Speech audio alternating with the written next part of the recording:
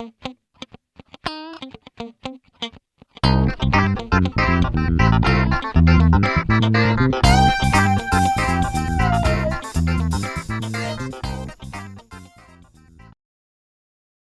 vamos a estar hablando sobre movilidad jubilatoria, la garantía constitucional vapuleada, con el doctor Aníbal Paz, un tema de muchísima actualidad, y él va a estar hablando, bueno, de cómo se llega a la fórmula de movilidad actual, la nueva fórmula de movilidad jubilatoria, la problemática y litigiosidad permanente que hay en la materia. El doctor Aníbal Paz es abogado, asesor laboral, sindical, previsional de sindicatos, colegios profesionales, universidades, organismos de previsión social y empresas. Es asesor de universidades y obras sociales universitarias, también sectores preuniversitario y no docente, procesos electorales sindicales. Es asesor en la Comisión de Seguimiento e Interpretación del Convenio Colectivo del sector docentes universitarios y preuniversitarios, columnista de los suplementos Factor y Leyes y comentarios del diario Comercio y Justicia, autor de artículos de doctrina en Semanario Jurídico, editorial Comercio y Justicia, temas de derecho laboral, RPAR y también en Microjuris. Diplomado en Derecho de la Seguridad Social, experto en jubilaciones docentes y por regímenes especiales. Docente de posgrado, especialización en Derecho del Trabajo y de la Seguridad Social, Facultad de Ciencias Económicas de la Universidad Nacional de Córdoba, y diplomatura en Derecho de la Seguridad Social y el Trabajo, misma universidad. Bueno, te dejo con la gente, ¿sí? Yo me voy a silenciar, así se te escucha perfectamente a vos. Bueno, perfecto. Bueno, vuelvo a saludarlos a todos. Muchas gracias por esperarme. Discúlpenme esta demora, no suele sucederme, pero son cosas que a veces ocurren. Así que sin más vamos a dar inicio a la actividad que teníamos prevista hoy.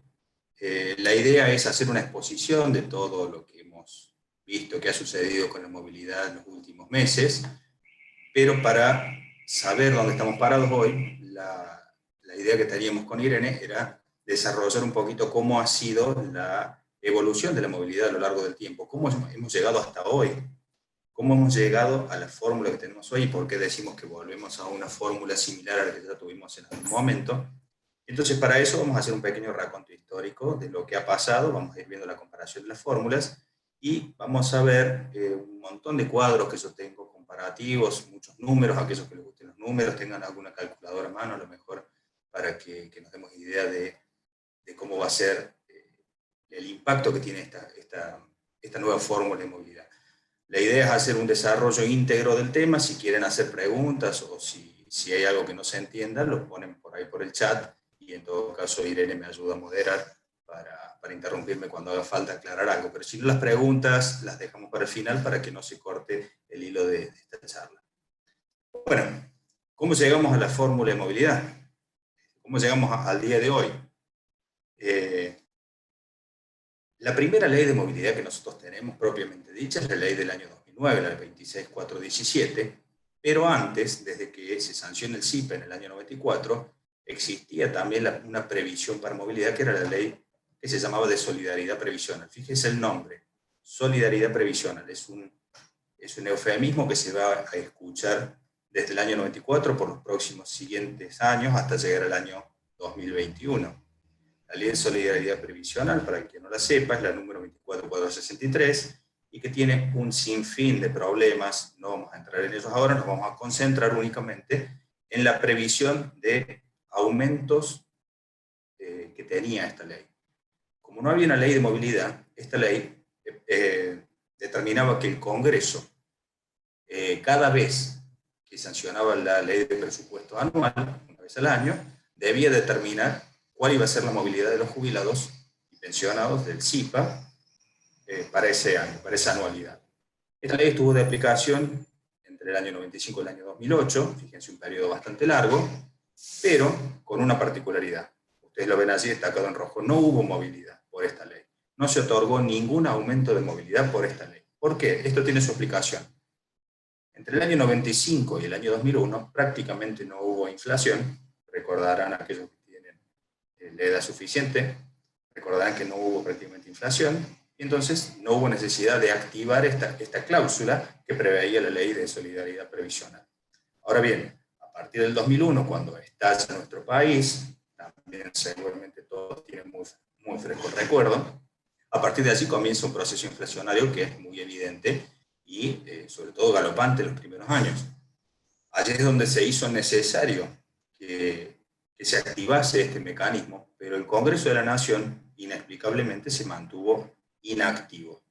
¿Qué quiere decir esto? Que no dio ningún aumento por movilidad cada vez que le tocó dictar la norma de presupuesto anual. Bueno, por supuesto, esto trajo un sinnúmero de problemas y ha sido el Ejecutivo el que a partir del año 2004 empezó a dar aumentos por decreto. Acá es donde empezamos a ver los paralelismos con lo que estamos viendo hoy, lo que hemos visto el año pasado, aumentos por decreto. ¿Qué pasó en el año 2004? 2004-2005 se dieron solamente dos aumentos de nivel general para todos los jubilados, un primer aumento del 10%, un segundo aumento del 11%, si no me equivoco fueron en el año 2004 y 2005 respectivamente, pero para toda la anualidad. Antes se había dado a partir del 2003 algunos aumentos para las jubilaciones mínimas y, en definitiva, en todo el periodo que va desde el año 2002 al año 2009, se dieron solo 6 aumentos por decretos generales y algunos más por decreto también para algunas jubilaciones mínimas o menores a 1.000 pesos. Algunos por ahí se acuerdan. El tema es el siguiente. La movilidad que se dio era, por supuesto, por decreto discrecional. Tenemos aquí nuevamente un paralelo con lo que estábamos viendo el año pasado. El otro problema es que, al ser discrecional, no había una pauta objetiva, que en base a qué se aumentaba y por qué se aumentaban los índices que se aumentó. No se sabía, nunca hubo esa información, simplemente se daba ese aumento. Y lo que también vemos en un paralelismo con lo que sucedió el año pasado es que los aumentos terminaron achatando la pirámide de jubilaciones. ¿Qué significa esto de achatar las pirámides? Como se aumentaron más las mínimas que las máximas, la diferencia entre la cúspide de esa pirámide y la base era mucho más chica. Entonces, esto mismo nosotros lo hemos visto el año pasado cuando sucedió lo de la movilidad por decreto. Entonces, estamos volviendo para atrás. ¿Qué pasó entonces? ¿Qué es lo que hizo la justicia en este caso? Los fallos Badaro 1 y Badaro 2. Ustedes recordarán que el Badaro 1, la Corte Suprema le pide al Congreso que haga uso de sus facultades, de las facultades que tiene conferidas por la Ley 24463, y que para el periodo que va entre 1 de enero del 2002 y 31 de diciembre del 2006, que disponga un aumento general de jubilaciones. Como no hizo caso el Congreso a esta orden o a este pedido de la Corte, sale el fallo Badaro 2. El fallo Badaro 2 lo que dice es que ante la inacción del Congreso, pese a nuestro pedido previo, vamos a otorgar por el periodo que va desde el 1 de enero del año 2002 al 31 de diciembre del año 2006, un aumento del 88,6%. Ese es el fallo Badaro. Reconoce el 88% de aumento en ese espacio de tiempo y entonces cubre la movilidad. Satisface la garantía constitucional establecida en el artículo 14 bis, de dar movilidad a nuestros jubilados y pensionados. Bueno, esto por supuesto generó la gran cantidad de litigiosidad que tuvimos. La explosión de litigiosidad empezó a partir del fallo Badaro 2. Ustedes saben muy bien que en algún momento llegaba a haber un stock de 700.000 juicios dando vueltas por allí. Entonces, ¿cómo recepta esto el gobierno en ese momento? A través de, como les decía, el dictado de otros aumentos. Ya en el año 2007 y el año 2008, también por decreto, daban 2 aumentos por año, en este caso también de manera discrecional, también sin pautas objetivas, pero a modo de cumplir con la garantía constitucional de dar movilidad, pero sin que haya una fórmula, sin que haya un elemento objetivo. Entonces, de esta manera se cumplía en cierta medida lo que pedía la Corte de dar periódicamente movilidad. Es así que llegamos a la Ley 26417, que es la primera ley de movilidad. Pero, como yo he escrito por allí en algunas de mis columnas, lo que sucedió es que antes de la ley de movilidad vino el ajuste a la clase pasiva. El ajuste vino por todo este periodo donde no hubo aumentos y donde los hubo fueron discrecionales, achatando la pirámide y aumentando las jubilaciones medias y máximas por debajo de lo que aumentaron las mínimas. No solo esto, vamos a ver sobre el final que los distintos valores de referencia de toda esta época, cuando son actualizados al día de hoy, omiten esa actualización por el periodo 2002-2006, y hoy, por ejemplo, hace que la base imponible mínima o la base imponible máxima o la PBU estén todas desactualizadas. como a mí me gusta decir, nacen confiscadas. Ya vamos a ver por qué, vamos a ver un número, pero no nos adelantemos. En esta charla también tenemos previsto hacer un paralelismo con las distintas movilidades especiales. ¿Qué son las movilidades especiales? Para aquel que no lo sepa, son aquellos índices que se aplican a los regímenes jubilatorios especiales. Ya vamos a ver cuáles son. Pero en el periodo que estamos analizando, es decir, a partir del año 95 hasta el año 2008, los regímenes especiales no solo no tenían movilidad, sino que hasta el año 2005 ni siquiera existían. Recordemos que el decreto 78 del año 94 derogó todos los regímenes especiales. Los derogó todos, confundiendo privilegiados con diferenciales con especiales, en un error de técnica legislativa garrafal, por otra parte. El peor error que cometieron en ese momento fue derogar, a través de un decreto, normas de rango superior como son las leyes. Las leyes, por ejemplo, las que vamos a ver hoy, la 24016, que es el régimen docente, la 22929, que es la de los investigadores, entre otras. Entonces, en paralelo al pedido de movilidad de los regímenes especiales, nos encontramos con la litigiosidad por la movilidad de los regímenes, en paralelo al pedido de movilidad litigiosa que desembocó en Badaro para el régimen general, nos encontramos con el pedido de movilidades especiales que desembocó en los casos Gemelli, Mazzani de Sese o Siri para los regímenes especiales. Esos fallos de la Corte fueron recetados por el Poder Ejecutivo en ese momento, y en el año 2005 dicta dos decretos, el 137 y el 160, que actualmente están vigentes, que restablecen en cierta medida los regímenes especiales de docentes y de investigadores. Para confusión mayor, en el interín, el decreto 78, que es inconstitucional porque deroga de mala forma una ley de rango superior, se mantuvo vigente. Pero entonces la derogación que se había hecho a través de ese decreto se quiso hacer por ley. Entonces, por esa ley se derogaron los mismos decretos los mismos regímenes especiales que el decreto 78 derogaba. Pero el Poder Ejecutivo en ese momento, en el año 2002, veta parcialmente esa ley, rescatando de la derogación a dos regímenes, el de diplomáticos y el de magistrados. Ahora bien, se olvidó de rescatar a esos regímenes que yo les digo que son el de investigadores y el de docentes. Entonces tuvimos que recurrir y esperar hasta el año 2005 para que volvieran a nacer, volvieran a vigencia los regímenes estos que estamos comentando. Entonces, hasta el año 2009 no hay una fórmula de movilidad, simplemente hay una ley que tenía una previsión que no se cumplió, que es la 24463.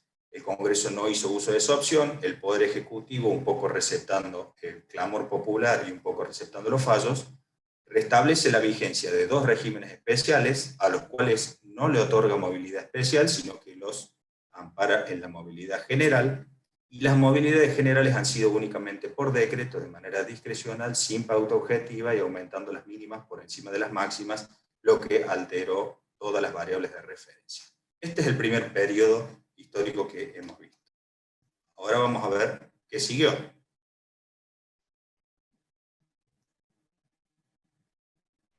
Por ahí yo voy muy rápido, discúlpenme, a lo mejor vengo acelerado. Si alguien necesita hacer una pregunta, por supuesto, por favor me la hace por el chat.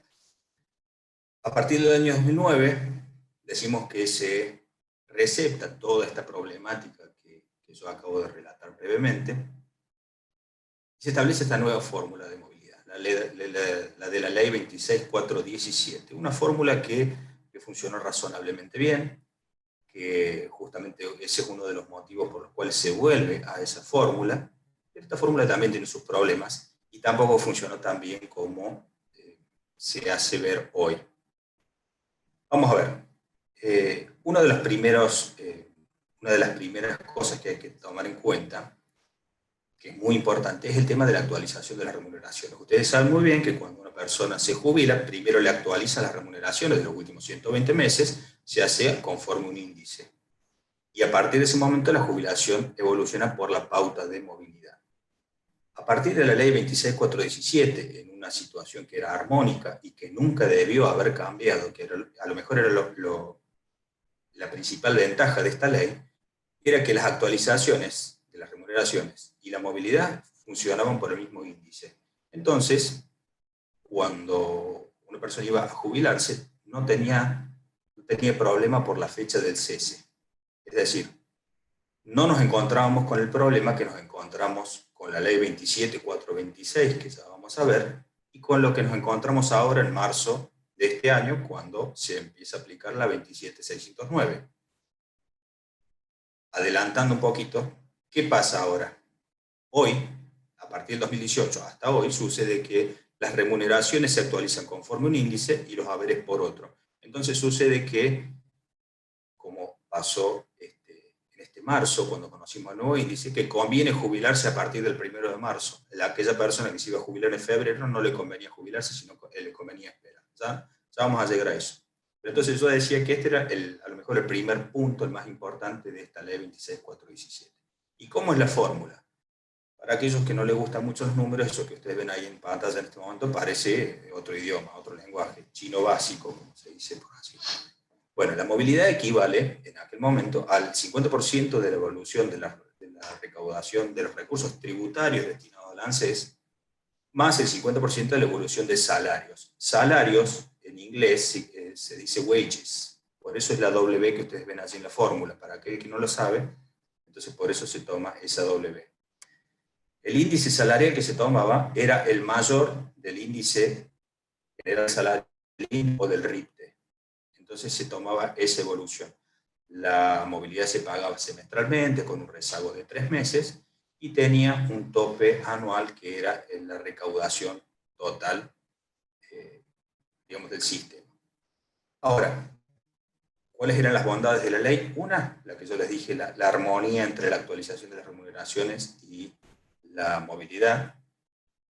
Pero otra de las bondades que tenía era que supuestamente con esta fórmula razonablemente se evolucionó por encima o de manera paralela con la inflación, lo cual supuso un mantenimiento del poder adquisitivo de la clase pasiva. Esto a mí me gusta aclararlo, que esto hay que tomarlo con mucho cuidado, con mucha delicadeza, por varios motivos. Uno, es cierto que la fórmula evolucionó igual o mejor que la inflación durante el periodo de su aplicación, sí es cierto, pero la inflación en ese periodo, no se olviden que estaba medida por un índice que estaba intervenido, un índice que estaba intervenido y que generó muchísimas dudas en el cálculo de la inflación, lo que a su vez generó numerosos índices paralelos que medían la inflación. Teníamos el índice de Congreso, el índice de la provincia de San Luis, el índice de muchas consultoras privadas, el índice de inflación que medía algunas universidades. Entonces, se le ganó a una inflación medida oficialmente con un criterio que estaba bastante cuestionado. En la práctica sabemos que la inflación fue superior a la que durante un largo periodo oficialmente se informaba. Eso por suerte cambió y al día de hoy no se cuestiona la inflación medida por el INDEC. Hoy nosotros ya lo estamos viendo en la primera aplicación de la 27609, que la inflación está bien medida y ya la nueva fórmula nos va a dar por debajo de la inflación. Entonces, en aquel momento, cuando se decía que funcionó razonablemente bien, hay que tener esa precaución. Por eso es que a lo mejor no ha habido grandes fallos, no ha habido un Badaro, un Elif, un Carmen Sánchez con respecto a la ley 26417. ¿Por qué? Porque si se medía con índices oficiales, la fórmula siempre daba bien, salvo el periodo, salvo la anualidad 2014 y 2016, que se perdió un poquito, daba razonablemente bien. Para llegar a una inconstitucionalidad había que demostrar primero que la medición de INDEC estaba mala. Entonces, por eso es que tal vez no hubo algún fallo muy importante con respecto a esta ley y por eso es que subsistió sin mayor problema. Otro de los inconvenientes que traía esta fórmula era la falta de transparencia. No se publicaban los datos. Al día de hoy no se consiguen los datos con los cuales se medía esa inflación, esa fórmula. Esto generó, por supuesto, grandes problemas porque se podían hacer estimaciones. A lo mejor nosotros mismos, los que estamos en la materia, hacíamos un montón de estimaciones, pero no teníamos datos concretos, entonces nunca llegábamos al número exacto. Y cuando se nos presentaba 2 veces al año la movilidad, nos encontramos con un número al que no muchas veces sabíamos cómo se había llegado. Además, había un impacto de las distintas variables que que hacía que la metodología de cálculo cambiara a lo largo del tiempo. Fueron muchos años de aplicación. Fíjense que estos dos problemas parece ser que han sido resueltos en la nueva ley. ¿Por qué? Porque ANSES está ahora obligada a publicar los valores de referencia, los logaritmos que ha utilizado para llegar a la fórmula. Hasta el día de hoy, después que se anunció la fórmula oficial, no los han publicado de manera oficial. Esperemos que la publicación sea oportuna. Digamos entonces que, por lo menos en los papeles, se ha solucionado una de las grandes críticas de aquella fórmula, que era la falta de transparencia. Hoy ANSES está obligada a publicar los datos. Hasta el día de hoy no los ha publicado, pero bueno, a lo mejor es la primera vez que lo tiene que hacer y se demorará un poquito más. Estamos en una situación de pandemia que por ahí complica un poco más las cosas. Así que estimo que se cumplirá lo que la propia ley dice y se publicará. El deseo a futuro es que las publicaciones sean claras y oportunas. De nada nos sirve que nos publiquen en el año 2022 las pautas de movilidad del año 2020. Eso es un poco lo que apuntaba. Bueno, otro de los problemas que tenía esta ley era entonces la falta de transparencia, ya dijimos, y la medición de esta inflación que no estaba del todo clara. Una de las cuestiones que también generó algún inconveniente es que la fórmula, cuando nosotros hablamos de los beneficios que estaban incorporados, no incluía aquellos beneficios por moratoria. Fíjense entonces acá, vamos a relacionar lo que estamos viendo en el último par de años. A la fórmula de movilidad jubilatoria no se le puede pedir la sustentabilidad del sistema previsional, porque la fórmula de movilidad, cualquiera sea la fórmula, o lo que es lo mismo, a todas las fórmulas de movilidad que vamos a ver hoy le podemos pedir una sola cosa: que mantenga a lo largo del tiempo el poder adquisitivo del jubilado. ¿Qué significa esto? Es una protección contra la inflación. Básicamente de eso se trata la fórmula de movilidad. ¿Para qué? Para sostener a lo largo del tiempo el nivel de vida adquirido por el jubilado al momento de pasar a la pasividad. De esa manera se garantizan los principios de proporcionalidad y de sustitutividad. De otra manera no se podrían garantizar. Entonces, la fórmula de movilidad, la única función que tiene es esa. Ahora, nosotros hemos visto que en los últimos proyectos se habla mucho de sustentabilidad. A la fórmula de movilidad no se le puede pedir la sustentabilidad de un sistema previsional. La sustentabilidad se puede buscar en otros lados. ¿Cuáles son esos otros aspectos? La edad jubilatoria, la tasa de sustitución de los beneficios, el tipo de beneficios, la edad de acceso a los beneficios, en fin. Hay un montón de herramientas que pueden contribuir a la sustentabilidad. De otra forma, la movilidad no funciona. Pongamos, por ejemplo, esta misma fórmula de la 26417 que estamos viendo hoy. Para llegar al número final de la fórmula, se excluía de los beneficios a computar aquellos que habían sido obtenidos por moratoria. Fíjense que en el momento en que explotan las moratorias, a partir del año 2004-2005, explota la cantidad de beneficiarios, pero esa cantidad enorme de beneficiarios sale de cómputo. No son consideradas a la hora de determinar la movilidad. Entonces se dividía la cantidad de recursos sobre los beneficiarios, pero sin considerar dentro de los beneficiarios a los de moratoria. Ahora, si la movilidad debía contemplar la sustentabilidad, entonces debería haber incorporado a todos los beneficiarios. Bueno, como eso no es así, se lo separó. Algunos entienden que las moratorias son una aberración, otros entienden que están bien. Yo creo que hay una postura intermedia que yo sostengo, que las moratorias fueron necesarias, siguen siendo necesarias. ¿Para qué? Para garantizar los principios de universalidad y de solidaridad que tiene que tener el sistema. Entonces, a ver, voy a apagar la cámara un segundo, que parece que tengo mala señal. ¿Se sigue viendo allí la sí, perfectamente, sí, sí. Bueno, disculpen la interrupción, pero justo me apareció una señal de conexión inestable. Después la vuelvo a prender. Entonces yo decía,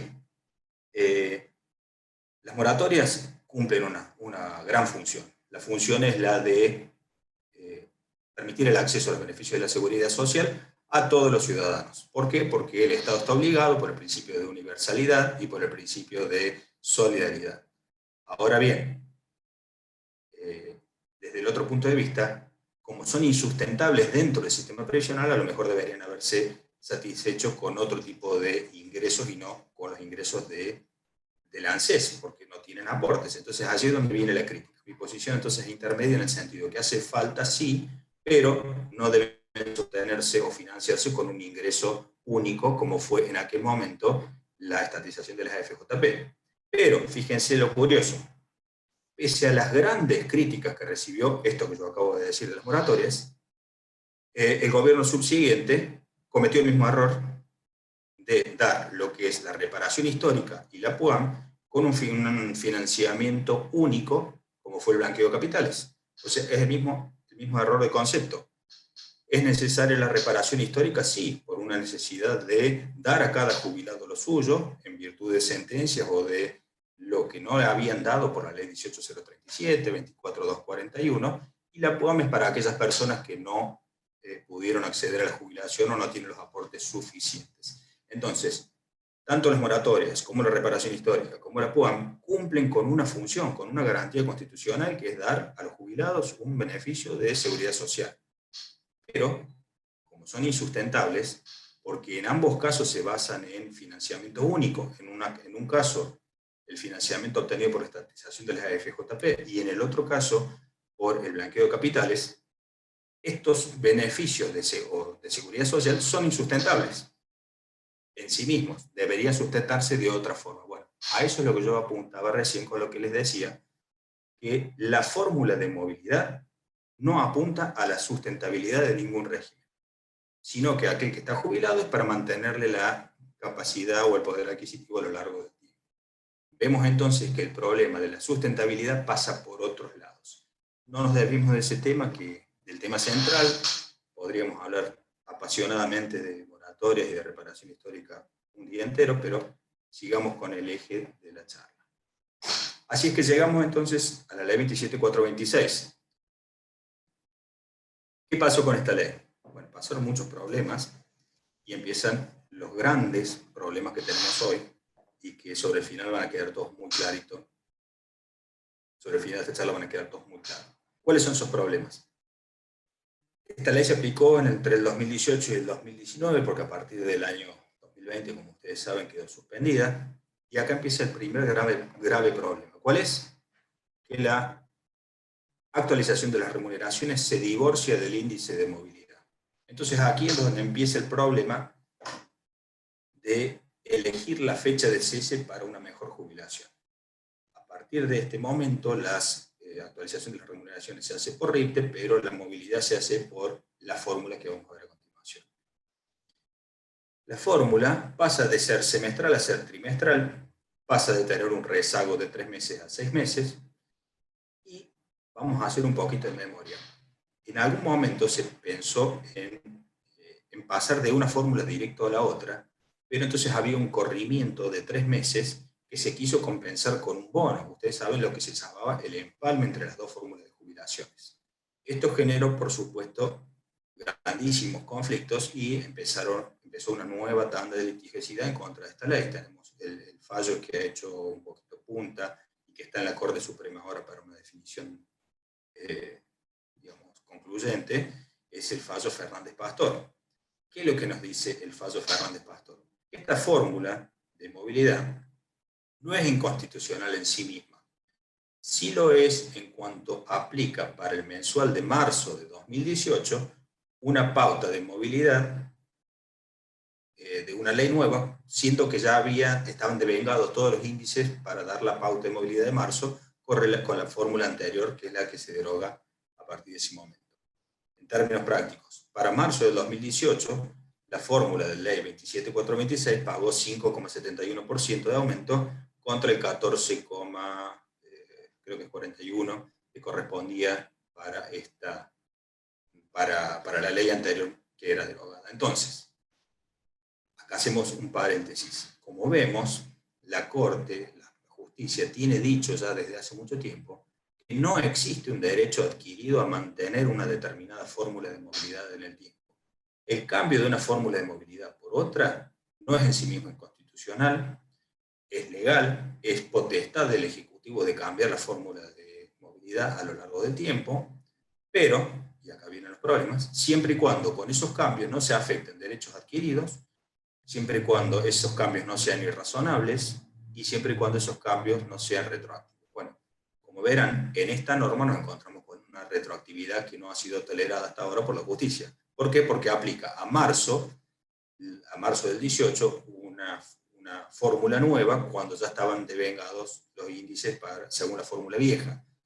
Y esto tiene que ver también con otras cuestiones que vamos a ver también un poquito más adelante, que es la seguridad económica. La seguridad económica para el adulto mayor es muy importante. Y estos son derechos que han quedado consagrados en la Ley 27360, que aprueba un tratado internacional, que es la Convención para la Protección de los Derechos del Adulto Mayor. La seguridad económica tiene que ver con esto. No podemos estar manoseando estos índices cada 2 años, vulnerando el derecho a la seguridad económica de esta persona, de las personas mayores. ¿Por qué? Porque eso atenta contra sus derechos y constituye violencia económica que está prohibida por este ordenamiento. Pero no me quiero adelantar, porque esto es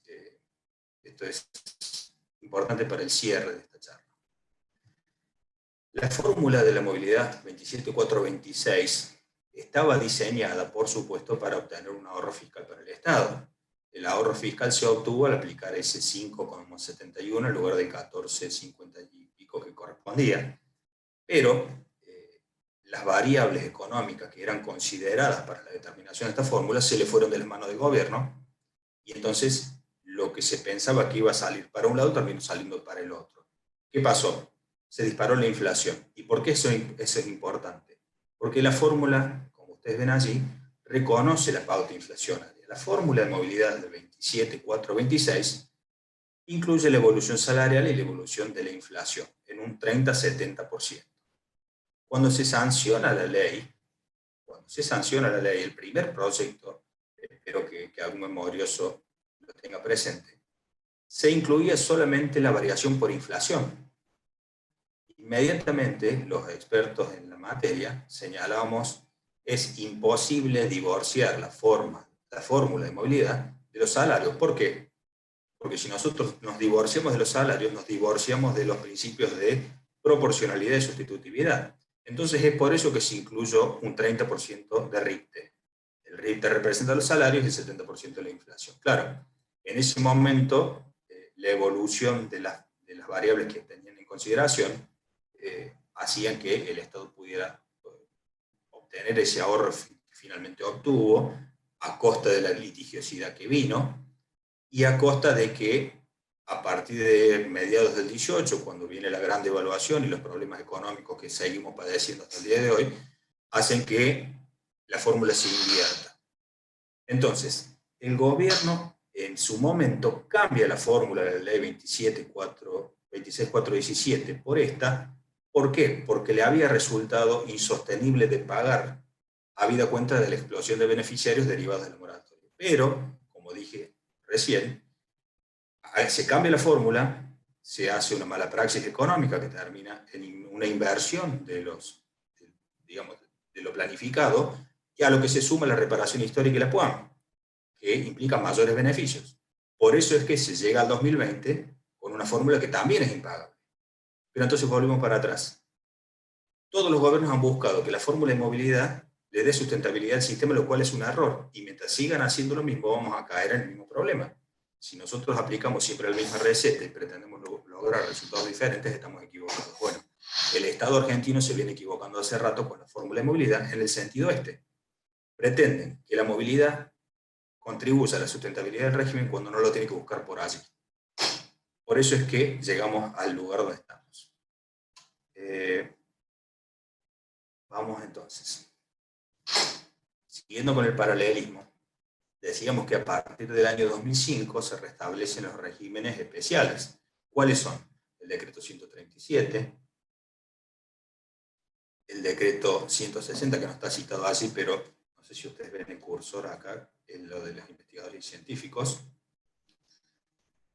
En el año 2009 se sanciona la ley de los docentes universitarios y, como ven ustedes, allí se crean 2 índices de movilidad nuevos, que esos no existían. A partir del año 2010 se crea lo que es el RIPDOC y el RIPGUN. son dos índices de movilidad para regímenes especiales. Pero fíjense que hay otros regímenes especiales que no tienen un índice propio. Se manejan con la movilidad de otra manera.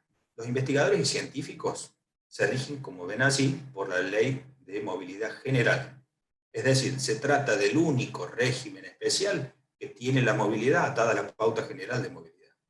¿Sí? Esto es un contrasentido. Luego tenemos dos regímenes especiales, que es el de docentes y el de universitarios, que tienen la pauta de movilidad según un índice propio. Y después tenemos otros regímenes especiales, por ejemplo, luz y fuerza, que en realidad no se trata de un índice, no es un índice, sino que registra la evolución salarial de los activos. Ahora vamos a ver en detalle cada uno. Y desde luego tenemos los diplomáticos y magistrados, que también son índices salariales, pero no es una fórmula, sino que simplemente registran la variación salarial. ¿Cómo son estas fórmulas? El RIPDOC, ¿cómo se calcula? Esto, aquel que tiene, aquí hay muchos colegas, aquel que tiene clientes docentes, sabe muy bien que cuando empieza febrero, ya empiezan los clientes a preguntar, ¿y cuánto es el aumento de marzo? ¿Cuánto es el aumento de marzo? Y empiezan las confusiones, porque todos creen que está sujeto a la paritaria salarial que ha tenido un docente en concreto. En realidad, la paritaria salarial que hace referencia a los docentes de nivel no universitario tiene que ver con un pool, una canasta de paritarias salariales, que son aquellos docentes que están aportando al CIPA, es decir, aquellos docentes provinciales cuyas cajas previsionales han sido transferidas a la nación. Por ejemplo, Cava, por ejemplo, Mendoza, Salta, todas las provincias que han transferido su sistema previsional a la nación están incluidos aquí en esta pauta de movilidad de los docentes. Entonces, se hace un promedio básicamente de los aumentos que han recibido los distintos docentes en el país, en las 11 provincias que están transferidas. ¿Y cómo se calcula? Fíjense, es la masa de remuneración, es la variación de la masa de remuneraciones comparada de un semestre contra otro. Estas informaciones tampoco se publican claramente. Fíjense, yo acá les voy a poner cómo se ha calculado el RIPDOC este último año. Ustedes saben que ahora en marzo, RIPDOC pagó 10,37%. ¿Cómo se llega a ese valor? Ustedes ven en la columna, la segunda columna de la izquierda, ven 383.189. Esas son la cantidad de docentes que están considerados. Luego tenemos 26.000 millones, 26.000 millones de moneda. Esos son los salarios, esas son las remuneraciones del sistema. Y luego tenemos 68.142,89. Ese es el salario promedio. ¿Cómo se calcula el salario promedio? Se divide la masa salarial sobre la cantidad de docentes. Eso nos da 68.142. Y nosotros tenemos que calcular la evolución de ese promedio sobre el medido en junio de 2020, que era 61.740. Entonces, 68.142 es un 10,37% de aumento en relación con 61.740. No sé si se siguió bien el mecanismo de cálculo, porque esto no está en ningún lado. Esto es importante que tomen buena nota, porque ni los valores los van a encontrar, ni la explicación tampoco va a estar en ningún lado. ¿Cómo accedí yo a estos valores? Esa es la otra parte de la pregunta. Recuerden que yo les decía de la falta de transparencia, muchas veces, o de la opacidad de ANSES en estos temas. Bueno, estos valores, la única forma que yo he tenido de acceder es a través de pedidos de acceso a la información pública que he hecho yo en mi carácter de profesional para trasladarles a ustedes como académico, digamos. Entonces yo, cada vez que hay un aumento, yo tengo que iniciar un expediente en el Ministerio de Trabajo pidiendo acceso a la información pública. Esto no era posible hasta la sanción de la ley hace 2 o 3 años atrás, o sea que antes no se podía ni siquiera acceder. Para aquel que le interese, yo tengo toda la información desde la primera medición, tanto de las masas salariales como de los puestos docentes. Pero entonces fíjense que no solo depende de la paritaria, sino que también de la cantidad de docentes. Ustedes pueden registrar sobre la segunda columna de la izquierda, que en 2020 bajó la cantidad de docentes por relación a 2019. Nosotros a diciembre de 2019 encontramos 393.000 docentes y a diciembre de 2020 había 383.000 docentes. Bueno, evidentemente esto ha sido producto de la pandemia, ¿no es cierto? Los docentes, a lo mejor no ha habido tantas suplencias, no ha habido tantos movimientos ni tantas designaciones por la situación que estamos atravesando. Entonces, no necesariamente tiene que ver con el aumento que se otorga, sino también con el aumento o la baja de docentes. Esos son números que fluyen. Luego tenemos el RIPDUN. El RIPDUN se calculaba de la misma manera que se calcula el RIPDOC, que yo les acabo de explicar. Las masas salariales. Pero el problema es que hubo un momento, creo que fue en el año 2014, si no me equivoco, 2015, que en vez de hacerse una paritaria anual, se hizo una paritaria salarial por 16 meses o 18 meses. Entonces eso trastocó todos los valores y otorgó pautas de movilidad muy disímiles para los jubilados del sector. Entonces, para acomodar un poquito las cosas, en el año 2018, ahí están viendo la resolución, se cambia el mecanismo de cálculo y entonces directamente se trasladan al sector pasivo los aumentos por semestre. Ya no es por masa salarial, sino que el semestre, el aumento dado a los activos durante un semestre se traslada a los pasivos en el semestre subsiguiente. Entonces es más fácil de calcular, porque las universidades nacionales todas tienen una sola paritaria, a diferencia de lo que vimos en RIPDOC, que hay 11 paritarias salariales diferentes. Entonces, estos han sido los aumentos de los docentes. Fíjense, en amarillo ustedes están viendo que se pagó 19,60 en septiembre de 2020 a los docentes universitarios, y eso fue producto de los aumentos salariales que recibieron a lo largo del año, que fue 2, 9,7, 3,3 y 3. Y en el segundo semestre de 2020, los docentes universitarios recibieron solamente un 7%, y por eso es que están cobrando recién ahora un 7% de aumento en marzo. Por eso es tan bajo, y por eso ustedes habrán escuchado quejarse a los docentes universitarios, porque recibieron tan poco. Fíjense que incluso recibieron menos que la fórmula de movilidad general, que para marzo de 2021 dio 8,07. Bueno, en el segundo semestre de 2020, los universitarios recibieron 7% de aumento. Esto es un desfasaje que tiene la paritaria salarial, al punto tal que creo que fue el día previo a Navidad, el 23 de diciembre, se celebró una paritaria de urgencia para recomponer salarios a partir de enero, febrero y marzo de los universitarios. Pero claro, eso, como se mide por semestre, no impacta en la movilidad de marzo, sino que impactará en la movilidad de septiembre. Así es que hemos hecho un repaso bueno, se nos hizo un poquito extenso, 45 minutos casi, 40 minutos, de cómo llegamos hasta el año 2020. Hemos visto la ley 24.463, la 26.417, la 27.426, y vimos en paralelo qué pasaba con las movilidades especiales. Ahora vemos qué pasó en el año 2020, la movilidad por decreto. Decíamos que como terminó también siendo insustentable porque no se podía pagar la fórmula que recogía la pauta inflacionaria, se decide la suspensión en diciembre de 2019 por la ley 27.541, se decide la suspensión de la fórmula y se crean dos comisiones, o una comisión con dos efectos distintos, artículos 55 y 56 de la ley 27.541. Una comisión debe establecer en el plazo de 180 días una fórmula de movilidad para reemplazar a la anterior, que a partir de ese momento queda suspendida en su aplicación. Y por esa misma ley se le da al Poder Ejecutivo la facultad de dar movilidades a través de decreto. Luego, por supuesto, irrumpió la pandemia y por decreto 542 se prorroga por 180 días más la suspensión de la fórmula de movilidad. Es así que tuvimos durante todo el año 2020 la fórmula de movilidad suspendida. Hasta acá, todo bien. Pero empiezan los problemas cuando vemos cómo se ha calculado esta movilidad por decreto. Se ha hecho sin pauta objetiva alguna. Es así que nos encontramos con el mismo escenario que yo les comentaba con los decretos de movilidad de los años 2004, 2005, 2006 y 2007. Sin pauta objetiva alguna, sin criterios, y sobre todo con discrecionalidad y achatando la pirámide. ¿Por qué achatando la pirámide?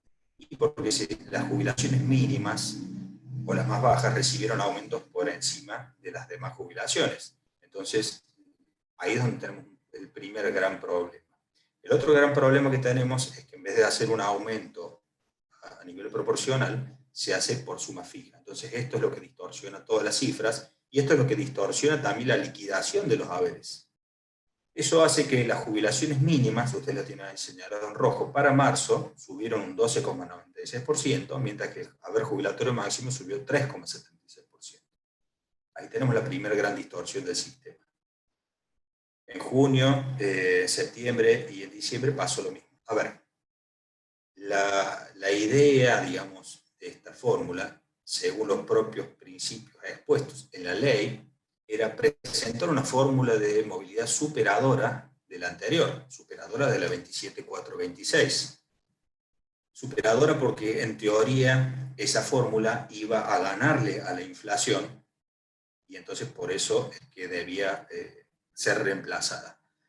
La cuestión es que la realidad de los números, la fría realidad de los números, hace que no solo no fue superadora a la fórmula anterior, sino que tampoco le ganó a la inflación. Y ahora vamos a ver por qué. Antes de llegar a eso, yo les quiero mostrar qué pasó en marzo, por qué hay tantas distorsiones. En marzo de 2020 se aplicaron RIPDUN, RIPDOC, índice de luz y fuerza, en los porcentajes que ustedes están viendo así. El haber mínimo 12,96, el máximo 3,76, la base imponible máxima 9,38. Retengan ese 9,38. Ese 9,38 es la evolución del RIPTE del tercer trimestre del año 2019. Justamente, esa evolución es la que sigue la lógica de la ley 27426. Entonces, ahora vuelvo a lo que decía yo antes. Se suponía que la fórmula de movilidad tiene una sola función. ¿Cuál es? La de proteger contra la inflación. Perfecto. ¿Para qué? Para sostener el nivel salarial de los activos, el nivel salarial de los pasivos, para sostener la proporcionalidad y la sustitutividad de los haberes. Perfecto. Pero ¿qué inflación es la que tiene que cubrir una fórmula de movilidad? ¿La actual o la pasada? La fórmula de ley 27426 venía cubriendo, recuerden, con un rezago de 6 meses la inflación pasada. Cuando se pasa a la movilidad por decreto, se saltea un trimestre, porque empieza a cubrir la movilidad actual, supuestamente. Se suponía que el aumento de marzo tenía que ver con la inflación habida entre enero y marzo, la de junio entre abril y junio, y así sucesivamente, pero eso deja sin cubrir la inflación pasada. Acá tenemos una especie de confesión, ya vamos a ver en distintos puntos, de lo que nos queda por ver hoy. Hay como una especie de confesión, y cuando hay confesión de parte, relevo de pruebas, porque se toman en muchos casos el 938. El 938 es la compensación de la inflación, del periodo ese en cuestión, el tercer trimestre del 2019, que es el que debía cubrirse. Entonces nos encontramos con diferentes problemas. Uno de ellos es la suma fija de marzo. No sé si ustedes han visto con detalle las liquidaciones de haberes de sus clientes. A partir de marzo, los que tenían alta anterior al 1 de marzo del 2020 se les abona una suma fija de 1.500 pesos. Pero a los que tienen alta en marzo de 2020 se les abona un proporcional de 470,55. ¿De dónde surge esa suma? Esa suma surge del 938, a lo cual le restan el 2,3 pagado en marzo sobre la PBU. Ahí tienen ahí la fórmula. El 7,08, que vendría a ser la resta de la PBU, son los 470,55. Entonces fíjense que estamos cubriendo el tercer trimestre por RIPTE. Y ese tercer trimestre precisamente es el que quedó sin cubrir por inflación. ¿Por qué? Repito, los decretos supuestamente iban a cubrir la inflación presente y no la pasada. Entonces allí es donde empieza la nueva tanda de litigiosidad. Esa tanda de litigiosidad ya hemos visto que hay algunos fallos, ya los vamos a mencionar. Entonces esto inmediatamente nosotros nos encontramos con una situación que es inédita. Hasta ahora teníamos fórmulas de movilidad vigentes, pero nunca una suspendida. Entonces la comparación entre una fórmula suspendida y una que la reemplaza es válida. ¿Cuál hubiera sido el resultado con la fórmula suspendida? Ustedes lo tienen allí. En verde, las mediciones en las cuales la fórmula suspendida hubiera dado más. Entonces, allí es donde llegamos a la litigiosidad. Veamos aquí. Acá tenemos un cuadro comparativo de lo que ha sucedido. En color azul está la fórmula suspendida y en color negro las fórmulas pagadas. ¿Sí? Para marzo de 2020, ustedes están viendo allí, yo hice, en cuanto a la fórmula general, tomé, digamos, 3 medidas. ¿Por qué? Porque no hay una pauta completa, como es 2,3 más 1.500. Las jubilaciones máximas aumentaron 3,76, ustedes lo tienen allí al centro, sobre marzo de 2020. Una jubilación media, por ejemplo, yo partí de una jubilación de 40.000 pesos, aumentó el 5%, y una jubilación mínima aumentó el 12,96. En todos los casos, con la fórmula suspendida hubiera correspondido el 11,56%. Fíjense también qué pasa curioso con los investigadores. Los investigadores, recordemos lo que dije hace un ratito, no tenían pauta de movilidad propia. Los investigadores son un régimen especial que se rigen en cuanto a la movilidad por la movilidad del régimen general. Pero en marzo de 2020 sucedió algo extraño. Las primeras liquidaciones, cuando ustedes saben que los jubilados, los que se manejan con computadoras, llega el 1 de marzo y entran a la computadora y se fijan el sueldo, cuánto van a cobrar a fin de mes. Los investigadores, el 1 de marzo de 2020, entraron a la computadora y vieron que su sueldo había aumentado solo el 2,3%. Porque esa era la fórmula, 2,3%, pero sin la suma fija encima. Entonces quedaron como el único régimen especial que tenían su fórmula de movilidad suspendida. Entonces, ¿cómo se solucionó? Con el 938. Pero el 938, ¿qué es? Es la evolución del RIPTE del tercer trimestre del 2019. Entonces, allí volvemos nuevamente a que hay un periodo que no se había considerado para la movilidad del régimen general. Desde la otra óptica, los investigadores pasaban a ser el único régimen especial que, desde 2 ángulos. Los investigadores quedaron como el único régimen especial que tenía su pauta de movilidad suspendida, porque se le aplicaba al general, o desde la otra óptica, son los únicos regidos por la movilidad general que tuvieron un aumento superior al resto. Entonces, fíjense esa distorsión que se genera en el sistema. Ustedes ven en el acumulado anual, fíjense esto porque vamos a después compararlo con la inflación que supuestamente debía cubrir. En el acumulado anual, la jubilación mínima 35,3% subió. Y la inflación del año acumulada fue, ahí lo tienen, 36. Está bien, aquí no está, en esa comparación que yo hice, no están contemplados los bonos que para las mínimas, esos que se otorgaron en esa fecha. Entonces, supuestamente, la inflación actual o la inflación de 2020 debía ser cubierta por la movilidad por decreto, y no lo fue. En todo caso, hubo un empate técnico entre las jubilaciones mínimas y la inflación, pero no para el resto de las jubilaciones. Pero de todos modos, reitero que lo que debía cubrirse era la inflación pasada. Entonces ahí sí es donde llegan los problemas de la litigiosidad. ¿Qué pasó? Primer fallo, el fallo Caliba. El fallo Caliba de la Cámara Federal de Salta, al respecto. ¿Qué es lo que nos dice este fallo? Fíjense qué interesante. El fallo dice que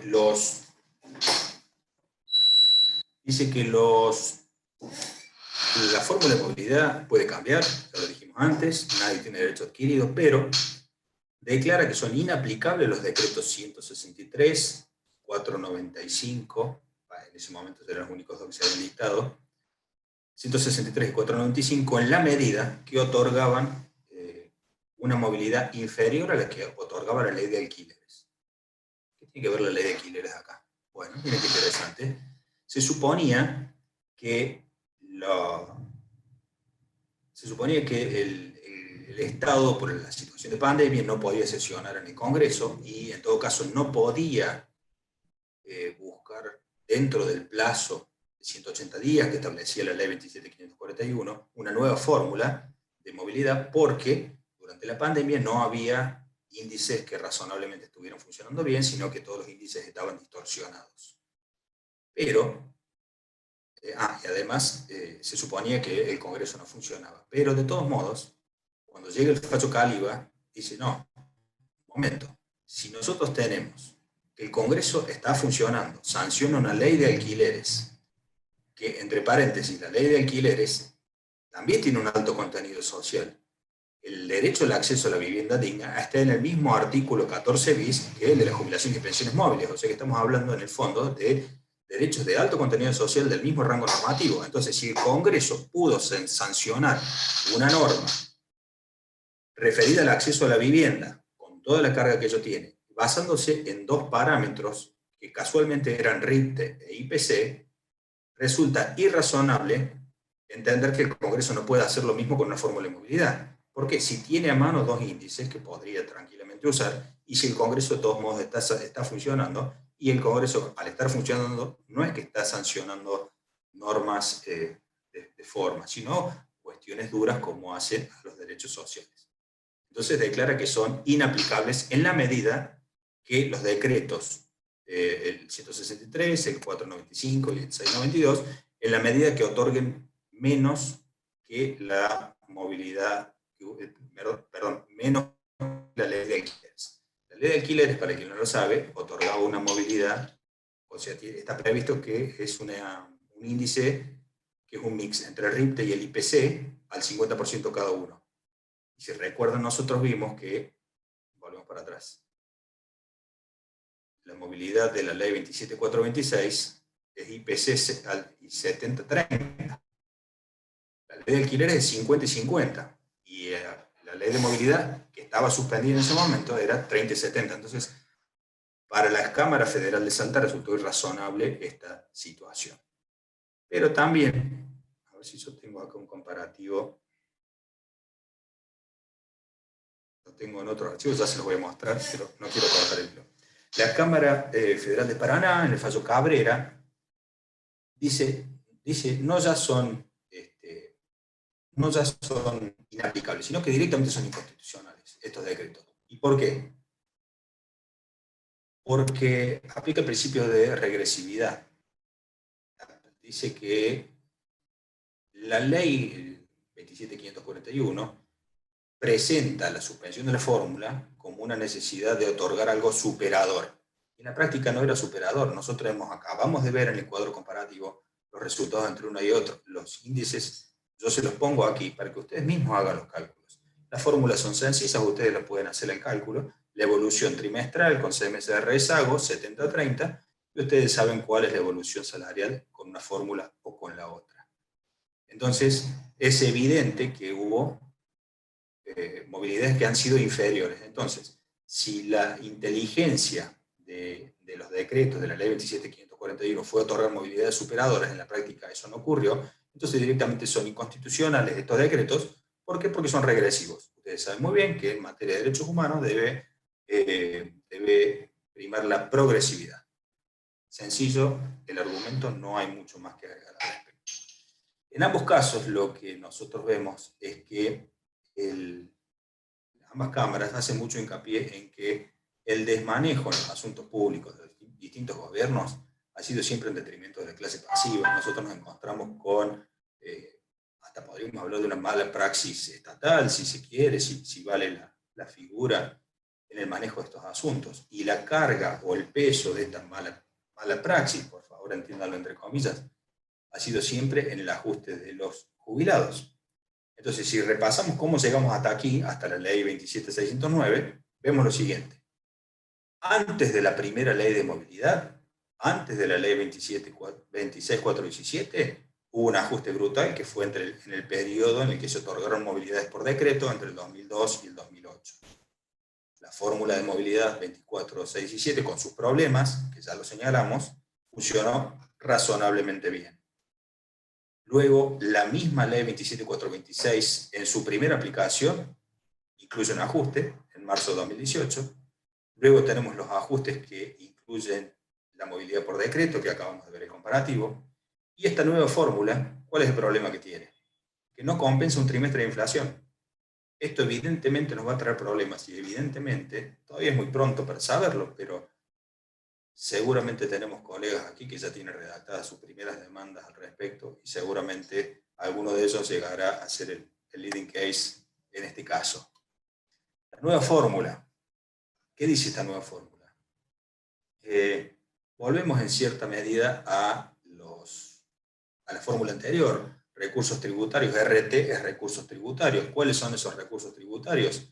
La parte proporcional de los impuestos que tienen asignación específica con destino a la seguridad social. Por ejemplo, ustedes sabrán que cuando uno carga combustible, parte de esos impuestos que uno paga van a financiar a la seguridad social. Bueno, hay ciertos impuestos que tienen asignación específica a la seguridad social. W dijimos que era salarios. Salarios es el IPC, perdón, el salarial de INDEC o el RIPTE, el mayor de ellos. Cuando se presenta este proyecto, fíjense que es un proyecto que viene del Poder Ejecutivo, siendo que la ley 27.541 establecía que había que crearse una comisión en el Congreso, una comisión bicameral que debía hacer esta fórmula. Acá tenemos algo que de momento hace ruido, pero cuando uno empieza a ver estas cosas, seguramente va a batallar en algún fundamento jurisprudencial. Debían hacerse estudios actuariales en los cambios de la fórmula, que estudios actuariales no se hicieron. La ANSES presentó informes, sí, pero un informe no es lo mismo que un estudio actuarial. Nuevamente se pretendía buscar la sustentabilidad del sistema en la movilidad jubilatoria, lo cual ya dije que era un error. Y entonces llegamos a esta fórmula. Pero la primera sorpresa que nos encontramos es que el primer proyecto incluía, dentro de lo que se iba a pagar en marzo, el aumento por decreto de diciembre a cuenta. En diciembre, el decreto 899, que acabamos de ver, pagaba un 5%. Y en el proyecto original decían que ese 5% iba a ser a cuenta de lo que hubiera correspondido en marzo. O sea que de haber prosperado ese proyecto, no solo iba a perderse un trimestre como sucede ahora, sino un semestre completo. Hoy hubiéramos estado hablando de un 3,07 de aumento en lugar de un 8,707. Fíjense la gran diferencia. ¿Qué problemas tiene esta nueva fórmula? Dijimos que en cierta medida se vuelve a una fórmula anterior y que se supone que resuelve o que soluciona algunos de los problemas o planteos que generó la vieja fórmula de la 26417. ¿Cuáles eran esos? La transparencia. Se supone que esta ley obliga al ANSES a publicar los datos. Vamos a ver si los publica de manera clara, concisa y objetiva y oportuna. Eso es otro tema. Pero está obligado a publicarlos, lo que antes no ocurría. Eso es uno. Otra cuestión es que toma todos los beneficios, incluyendo las prestaciones no contributivas y las PUAM. Entonces, en ese sentido, parece ser una fórmula un poquito más coherente. También nos encontramos con otro tema que hay que considerar. El tope. Aquí se entiende que, como sale inflación, nosotros veníamos de una fórmula que reconocía inflación y como hemos visto, la fórmula por decreto no recupera la inflación y esta nueva fórmula en su primera aplicación omite considerar un trimestre de inflación. Entonces estamos viendo que aquí vamos a tener un problema. Y lo que se critica es que esta fórmula tiene un tope para cuando la evolución de las variables económicas consideradas va en un sentido, pero no tiene un piso cuando las variables van para otro sentido. Esto vamos a ver cómo evoluciona, porque yo les decía, la fórmula en sí misma no va a ser inconstitucional. Tenemos que ver cuáles son las alternativas. Entonces ahora yo quiero pasar a que veamos algunos cuadros comparativos y hagamos algunos análisis más bien prácticos para ver hacia dónde va esta fórmula, porque hoy, así en frío, no podemos decir que esté mal la fórmula. Vamos a ver cuál es la aplicación práctica. El cambio de fórmula en sí mismo no es un problema.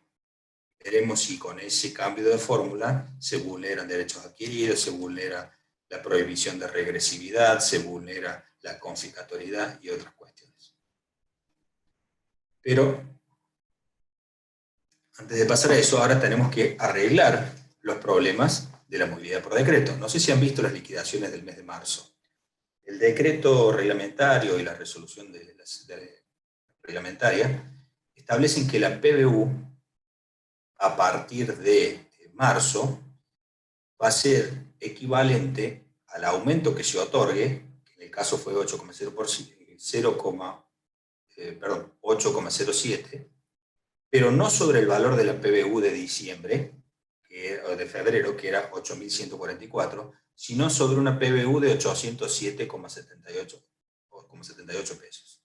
¿De dónde surgen esos 807,78? Vamos a ver, avanzamos un poquito. Ah, no, acá lo tengo expreso. Se recuerdan que aquí, ¿dónde estaba? Acá teníamos una suma fija, que era 1.500 pesos para las altas anteriores a marzo del 2020 y 470 para las altas de marzo de 2020. Bueno, esa misma suma fija se liquidaba como un ítem más del haber. Teníamos PBU, PC, PAP y suma fija. Todos estos ítems durante el año 2020 fueron evolucionando por movilidad y llegamos así a febrero de 2021 con que los 1.500 pesos actualizados por movilidad nos daban 1.796,75 y los 470 pesos nos daban 563 y monedas. Bueno, esos 563 pesos quedan absorbidos en la PBU. Pero para aquellos que tenían 1.796 pesos, hay un remanente que se distribuye proporcionalmente entre la PC y la PAP. En el caso, tengo un caso concreto. Esta persona es un cliente que yo le tomé la liquidación acá para exponérselas a ustedes. En la columna de la izquierda, en febrero, es lo que estaba cobrando la PBU de febrero, PC, PAP, la suma fija y el haber total. Esto, por supuesto, todo en bruto, sin los descuentos. En marzo, antes de aplicar la movilidad, se hace lo que se llama distribución. Eso está en la circular correspondiente a ANSES. ¿Qué es la distribución? 563 pesos de los 1.796 pasan a integrar la PBU. El remanente, que son 1.200 y algo, se distribuye proporcionalmente entre la PC y la PAP. Una vez que está hecha la distribución, recién se aplica la movilidad a los tres componentes del haber. Entonces, por eso es que cuando una persona ve la liquidación de sus haberes hoy, no entiende cómo ha evolucionado, porque no le dan los números. Si simplemente aplica el 1,0807 sobre PBU, sobre PC o sobre PAP, no le dan números, claro, porque incorpora la suma fija. ¿Cómo se hace la proporcionalidad? Aquí la tiene para aquel que le interese hacer el cálculo. Nosotros dijimos que tenemos una suma fija a distribuir, en el caso de recién, de 1.796 pesos. Esos 1.796 pesos implican que se absorben los 563,64. Esos 563,64 son los 470,55 de marzo de 2020. Entonces, la diferencia a distribuir, la tienen ahí en amarillo, es de 1.233,11. ¿Cómo se hace la proporción entre PC y PAP? Bueno, se hace una regla de tres simple. Ustedes la tienen ahí abajo, conforme al caso que estaba expuesto. ¿Cómo se saca? Se suma PC y PAP y le da 121.899. Bueno, entonces ese es el 100% para el fin de la regla de tres simples. Si alguno no lo entendió bien, después lo explicamos, pero quiero avanzar con otro tema. Bueno, acá tenemos otra vez el mismo problema que venimos arrastrando desde la ley 27.426, que las remuneraciones se actualizan de una forma y la movilidad de los haberes va por otra. Entonces esto genera que cada vez que hay un aumento hay que ver cuándo nos conviene jubilarnos, si antes o después del aumento. En verde, yo puse el mes de la aplicación de la fórmula, es donde conviene jubilarnos, pero en rojo hay un mes que no convenía. ¿Por qué? Porque eso depende, recuerden, la actualización de las remuneraciones se hace por RIPTE, ustedes la tienen en la columna de la izquierda, y la movilidad es en la columna de la derecha. Entonces nos encontramos con esta gran diferencia. Cuando llegamos a marzo de 2021, ahí lo tienen en color rojo, nos encontramos con que quien se jubilaba en marzo veía actualizadas sus remuneraciones en un 14,58% y luego le aplicaban la movilidad.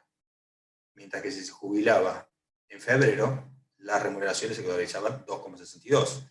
Entonces, por eso es que circuló la noticia rápidamente entre los que estamos en la materia de que no convenía jubilarse sino hasta entrado marzo.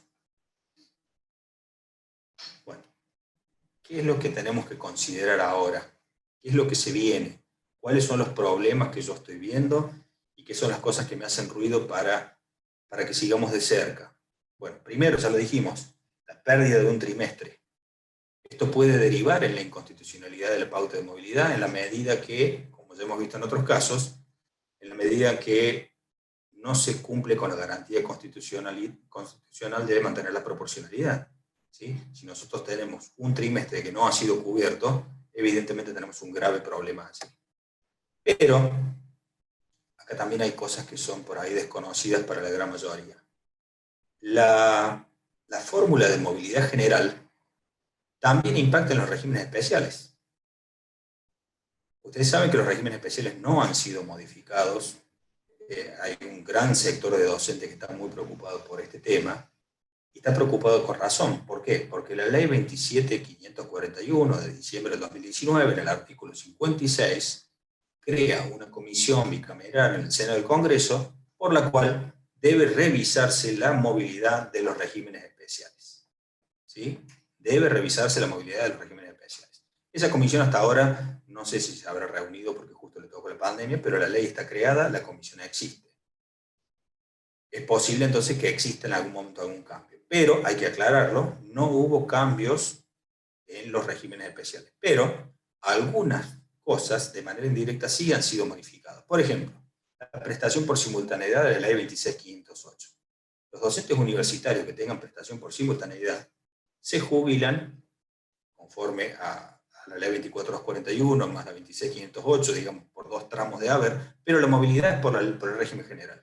Entonces, acá tenemos un régimen especial que se ve afectado por la fórmula de movilidad general. Entonces, en estos casos puede litigarse como si fuera un Fernández Pastor, un Caliba, un Cabrera.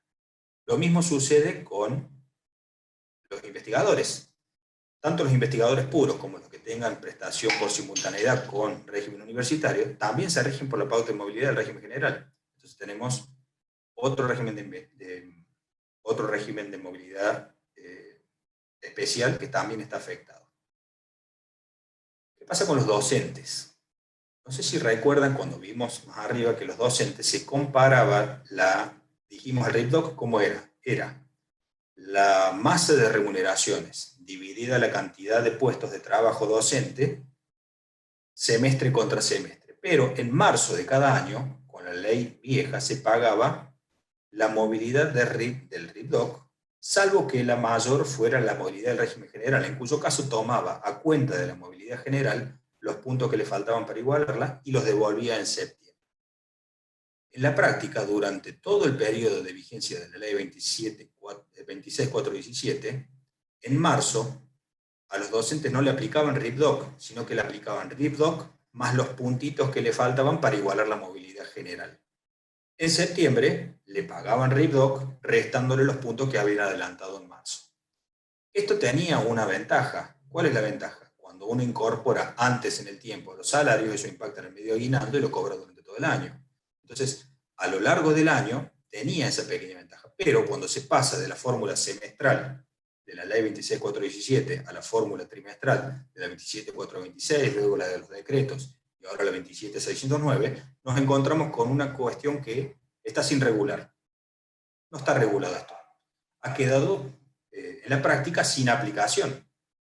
Pero ¿qué pasaría si nosotros tomásemos los aumentos trimestrales y los acumulamos por semestre? Ya vamos a ver que hice un cuadrito contrafáctico para que veamos el impacto, lo vamos a ver un poquito más adelante. Luego tenemos también los topes. ¿Qué sucede con los topes? Los topes están totalmente desactualizados. ¿A qué tope me refiero? Me refiero al tope del haber jubilatorio máximo. El haber jubilatorio máximo, yo les decía hace un rato que está totalmente desactualizado. ¿Por qué? Porque arranca confiscado en el sentido que no incorporó el 88,6% de aumento del periodo 2002 al 2006. Ya vamos a ver enseguida el cuadro.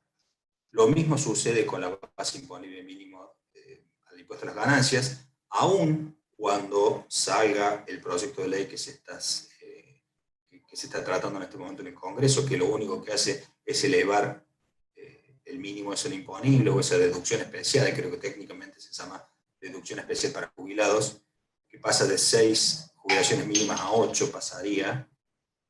no cambia en relación, no cambia en definitiva nada de lo que dijo la Corte en García María Isabel, o sea que se podría seguir litigando sobre el tema, aun cuando el tope fuera diferente. Y con la acumulación de beneficios también nos encontramos que es el mismo problema del tope. Bueno, vamos a ver uno por uno. ¿Cuáles son estos problemas? Aquí está donde yo quería mostrarles qué pasaría con esto de la comparación entre los distintos regímenes. En la primera fila, ustedes tienen la ley 27.541 y los DNU, lo que pagaron. No sabemos cuánto va a pagar en junio. Pero yo hice una proyección con los valores que ya les puse en las filminas anteriores, de cuánto hubiera sido según la fórmula que acaba de ser derogada. Ustedes ven allí en verde que hubo 3 mediciones en las cuales la fórmula suspendida en aquel momento era mejor que la fórmula por decreto. La movilidad por decreto de diciembre de 2020 fue superior a la que hubiera arrojado la ley suspendida. Y aquí tenemos en marzo y en junio, ya podemos estimar cuánto es la movilidad con la ley que hoy ya está derogada. ¿Cuánto hubiera sido?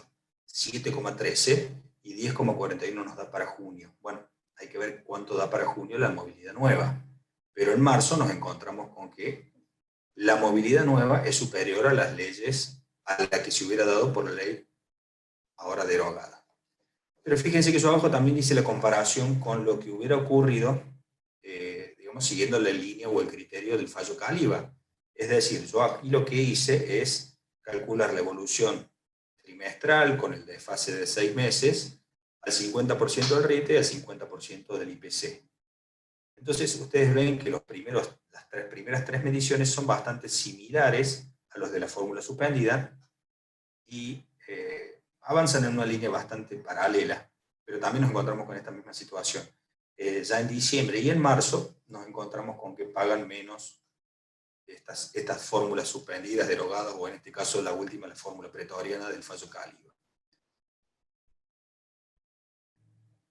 Aquí tenemos otra situación de las movilidades suspendidas y la actualización. Esto yo después se los dejo, probablemente les dejo material para que lo analicen con más tiempo. Yo sé que son muchos números, ya llevamos 1 hora y media, probablemente ya estén un poquito cansados para que veamos esto en mucho detalle. Pero aquí también, en la columna de la derecha vemos cuánto hubiera pagado según la movilidad impugnada.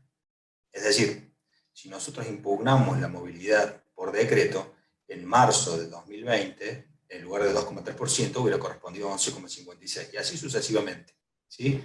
Pero fíjense que conforme al fallo Cabrera y al fallo Caliba, lo que se dice es que son inconstitucionales estos decretos en la medida que son que pagan menos que la movilidad suspendida. ¿Qué pasaría en el mes de diciembre? Yo me pongo a pensar, en el mes de diciembre la movilidad por decreto fue superior a la que hubiera correspondido por la ley suspendida.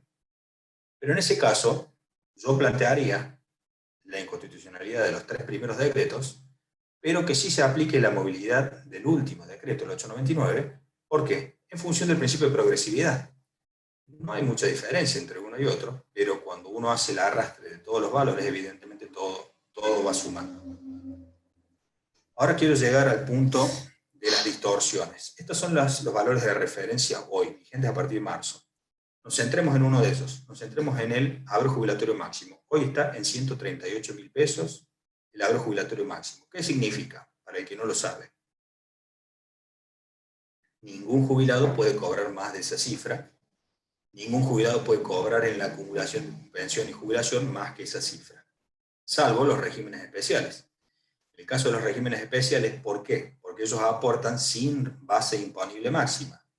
Es decir, que el 11% de su salario más el 2% de aporte personal diferencial se aportan sin sujeción a la base imponible máxima. Por eso tienen derecho también a cobrar por encima del haber jubilatorio máximo, pero con una salvedad.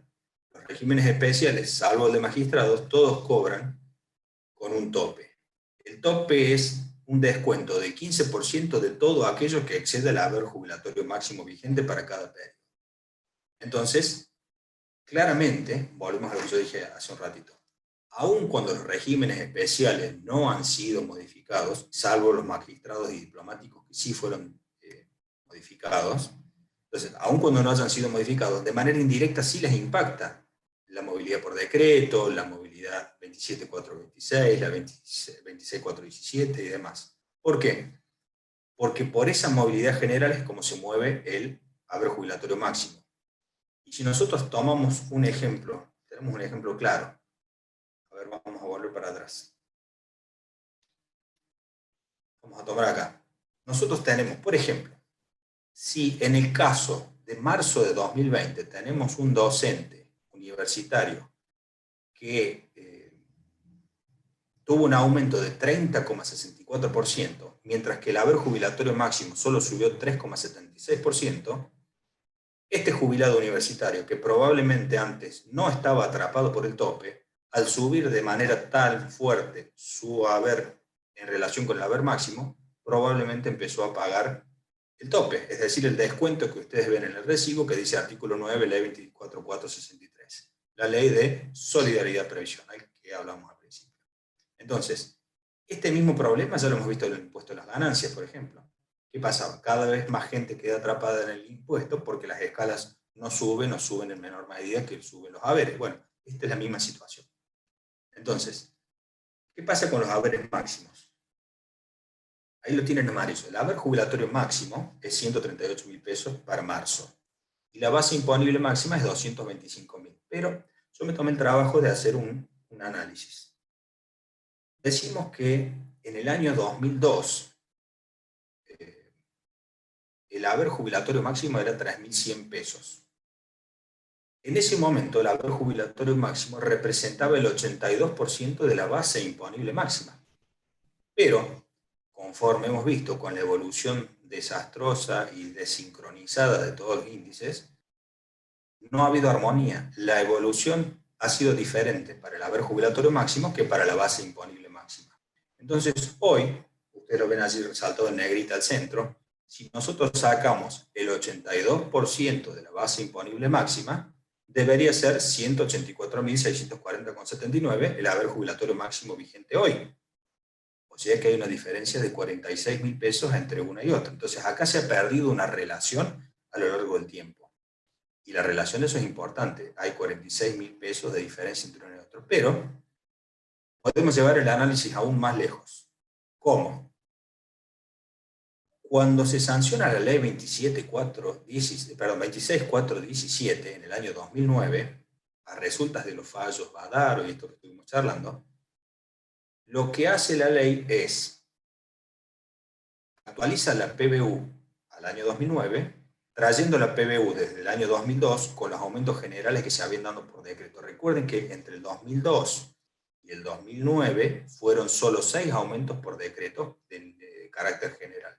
Entonces actualizan la PBU, el haber máximo y la base imponible máxima por todos estos aumentos hasta el 2009. Y a partir de allí se le aplica la fórmula de movilidad. Ahora bien, en ese periodo no está comprendido, por ejemplo, el periodo que reconoce la sentencia Badaro. Entonces, ¿qué pasa si yo actualizo el valor de la PBU o el valor del haber jubilatorio máximo con el 88,6% que va desde el 2002 al 2006, conforme lo reconocen los fallos conocidos, Quiroga, Pascualón? Entonces, esto me da otro valor. Y yo esos mismos valores los traigo hasta hoy. Entonces, yo hice distintos escenarios, que ustedes lo están viendo allá. Si yo traigo el haber jubilatorio máximo solamente actualizado con Badaro, solo con Badaro, es decir, aplico desde el 2002 al 2006 el 88,6% y a partir de allí solo los aumentos generales, el haber jubilatorio máximo hoy debería estar en 228.000 pesos. Esto es más o menos lo que dice el fallo Pascualón. Pero podemos hacer el mismo análisis trayéndolo hasta acá, aplicando lo que dice Fernández Pastor con la inconstitucionalidad de la ley 27.541, con Caliba o con Cabrera. En ese caso, aparte de Badaro para el periodo señalado, yo sigo la serie con los aumentos generales que se fueron pagando, pero en marzo del 2018, en vez de aplicar la ley 27.426, aplico la 26.417, y durante todo 2020 aplico la ley suspendida menos aplico toda la ley suspendida en lugar de la ley de los aumentos por decretos. Entonces, en ese caso, llego a un asombroso 291.000 pesos de haber jubilatorio máximo. Es decir, que hoy un haber jubilatorio máximo estaría 152.000 pesos abajo de lo que debería estar. Eso, ¿cómo se traduce en los clientes de ustedes? En que ninguno de sus clientes estaría pagando el descuento de la ley 24463, por ejemplo. Entonces, son todos estos escenarios que hay que analizar. Luego podemos hacer el mismo análisis, pero con la base imponible máxima. La base imponible máxima la podemos actualizar con los mismos criterios y luego sacamos el 82% para saber cuál sería el haber jubilatorio máximo vigente para cada periodo. Bueno, eso se los dejo para que lo estudien con más detenimiento. Pero entonces, esas son las cosas que hay que considerar. Por último, quería mostrar, este es un análisis contrafáctico que yo hago. Recuerden que yo les decía que el RIPDOC pagaba a cuenta en marzo lo que correspondía de diferencia con la movilidad general. En septiembre se recuperaba.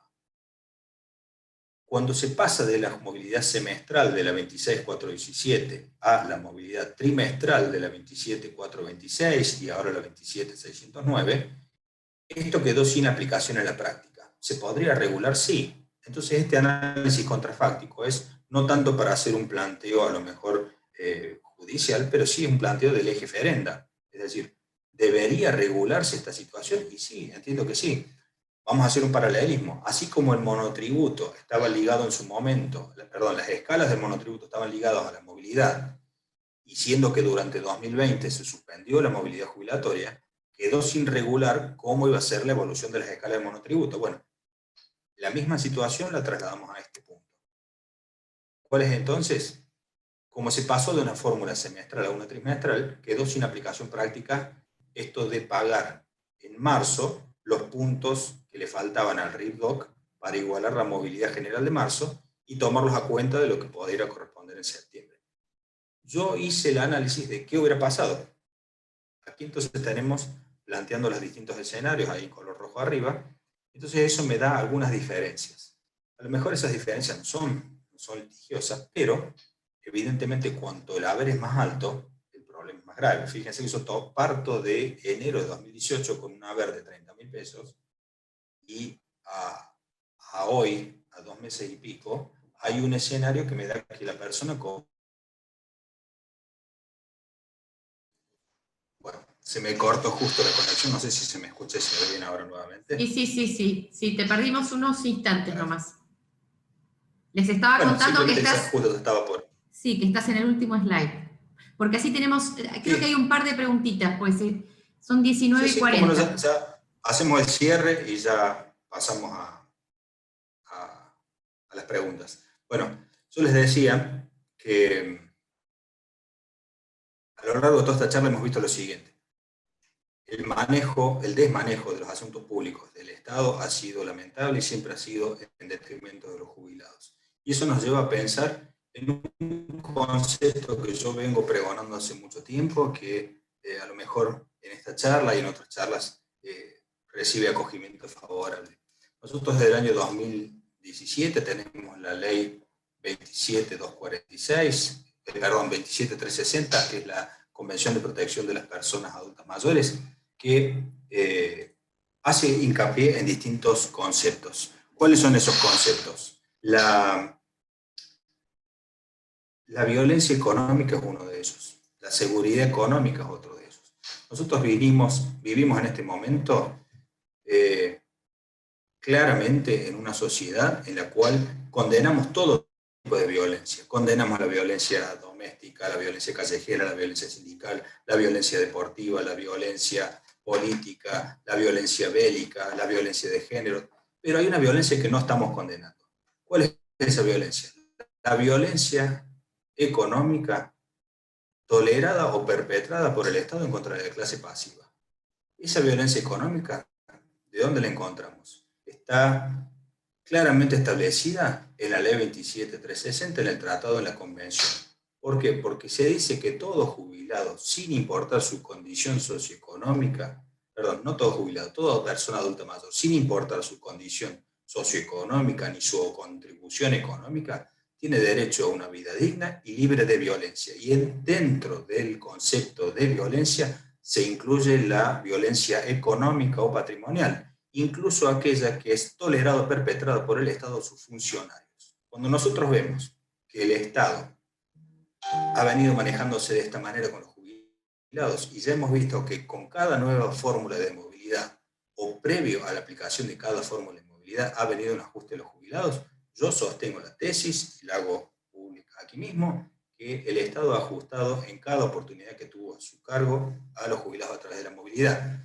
Y la movilidad no es la fórmula, no es el momento, perdón, no es el elemento a través del cual se pueda buscar la sustentabilidad de los sistemas. Entonces llamo a todos a que hagamos este tipo de planteos, aquello que nos toca litigar, y si hay alguien aquí del otro lado de la barandilla que le toca resolver, que planteemos estos temas, que resolvamos estos temas y que tengamos un enfoque de edad, un enfoque desde el adulto mayor sobre estos temas. Ya no solamente sobre la confiscatoriedad, sobre la progresividad o la regresividad, sino que estos temas hacen a la violencia económica y esto no hay por qué soportarlo desde el punto de vista de un adulto mayor.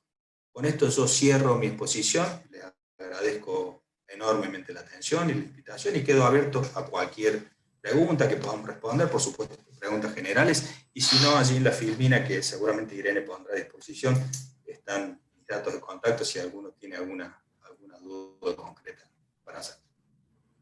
Gracias, Aníbal. Acá te están felicitando por la charla, incluso nos están llegando comentarios porque también salió en vivo por Facebook y dicen que celebran participar de esta charla agradeciendo al doctor Aníbal Paz por su claridad y ordenada cronología en la exposición brindada, lo que me ha permitido tener un pantallazo general en nuestra problemática social de suma actualidad. Y bueno, y sí, cuando hablaste de violencia económica saltaron todos, obviamente, confirmando, ¿no?, lo que estás contando. Y aquí, bueno, acá también, déjame que lo vea un poquito, muy buena exposición, se nota cuando se investiga y se habla con pasión y conocimiento. Muchas gracias. Bueno, te están felicitando todos y había un par de preguntas. Gabriela Corona dice, ¿qué me puede decir respecto de los reclamos de movilidad de jubilados recientes, 2020, por aeronavegantes, 43 años de labor y aportes que computan 82 por plus hora de vuelo, donde están cobrando el tope y el reajuste calculado movilidad es el doble del tope? Bueno, es un caso muy específico, ¿no? Si recomendarías algún fallo para aplicar ante esta situación, pero si lo consideras que es muy específico, vamos a otra. Discúlpame, se me entrecortó, no. Sí. ¿Vos podés ver el chat? Es que como me desconecté, no me queda para arriba las otras preguntas. Si vos lo podés descargar y me lo mandás. Claro, me desconecté y no me quedó el registro. Mira, cuando volví a entrar tengo por ahí va a ser más desde las 7:41. Ahí te mando, a ver, ahí te mando la pregunta. Sí, a ver, fíjate si la ves.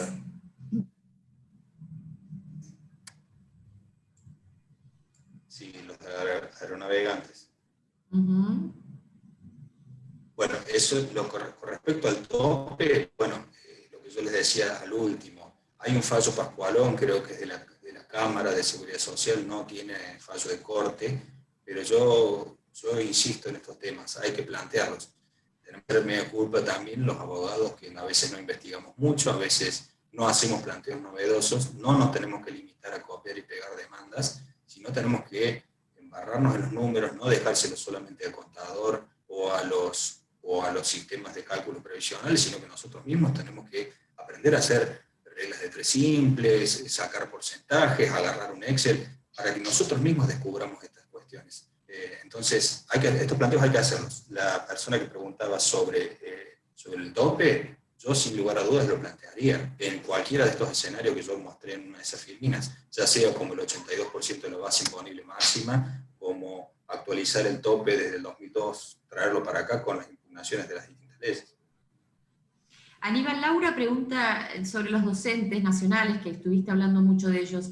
En marzo de 2021 vemos licuada nuestra jubilación. ¿Vale la pena hacer juicio por el 82% móvil? Bueno, mira, con los docentes hay algunos problemas. Uno de ellos es la deficiente negociación salarial. Yo tengo, bueno, se ha ido el tiempo, pero tengo aquí unos Excel hechos donde la serie histórica de los índices de movilidad especial ha evolucionado peor que los índices de movilidad general, cuando la lógica debería ser al revés.